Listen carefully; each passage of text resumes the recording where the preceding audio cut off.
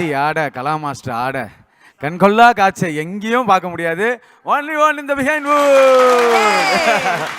கலா மாஸ்டர்ட்ட ஒரே ஒரு கேள்வியும் கேட்கணும். சாண்டி வந்து பயங்கரமான ஒரு சுட்டித்தரமான ஆள்னு உலகத்துக்கே தெரியும். நீங்க வந்து அப்படி கோபமா சாண்டியை திட்டும் போது ஏதாவது செல்ல பேர் சொல்லி திட்டிருக்கீங்களா? நான் எப்பயுமே போடா டேய் தான் சொல்லுவேன்.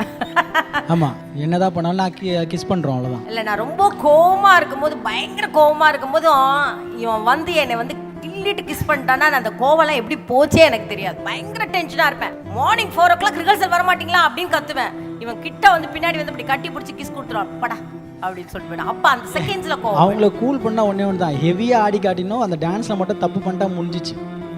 செஞ்சிருவான்னு நம்மளுக்கு தெரியும். டான்ஸை மட்டும் தப்பு பண்ணிட்டா முடிஞ்சுதுரா.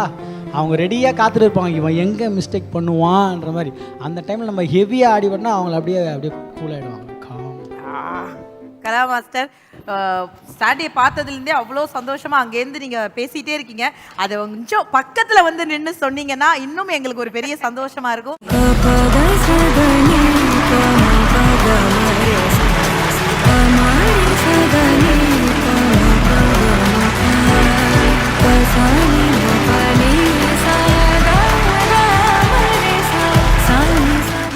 சாண்டிகிட்ட அந்த ஒரு விஷயத்தை நான் சொல்லவே இல்லப்பா. பட் இந்த ஸ்டேஜ்ல ஏதாவது ஒரு விஷயம் நீங்க பாராட்டணும்னு நினைப்பீங்கல்ல, ஏதாவது ஒரு இடத்துல நீங்க மிஸ் பண்ணிருப்பீங்க. நான் ரொம்ப பாராட்ட மாட்டேன் அவனை, பாராட்டவே மாட்டேன். ஏன்னா அவன் நல்லா வளரணும். எப்பயுமே பாராட்டு கிடைச்சிச்சுன்னா அப்போ அவங்க அதில் ஸ்டாப் பண்ணிடுவாங்க. சூப்பர், நல்லா இருக்குடா, ஆனால் உன்ன இருக்கு நான் சொல்லிகிட்டே இருப்பேன். பட் அதை அவன் மைண்டில் வச்சு எவ்வளோ ஸ்டூடெண்ட்ஸ் இருக்காங்க, நிறைய பேர் டேலண்ட்ஸ் எவ்வளோ பேர் இருக்காங்க.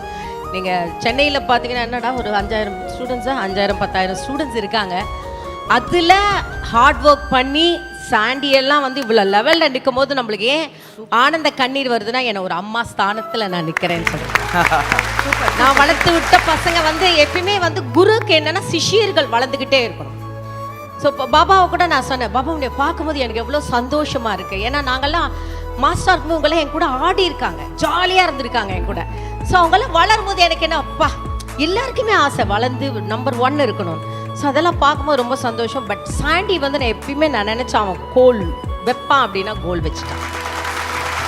இது வந்து சாண்டிக்கு செல்ல பெயர் வைக்கும் விழாவாவே நாங்கள் இதை மாத்துறோம் மேடம். இப்போ நீங்கள் வந்து திட்டுறதும் ரொம்ப செல்லமா போராடே அவ்வளோதான், பாராட்டவும் இல்லை. புதுசாக ஒரு பேர் இன்னைக்கு நீங்கள் சாண்டிக்கு வைக்கிறீங்க மேடம், உங்களுடைய செல்ல பிள்ளைக்கு. நச நச இல்லை நிசா, தங்க மகன்.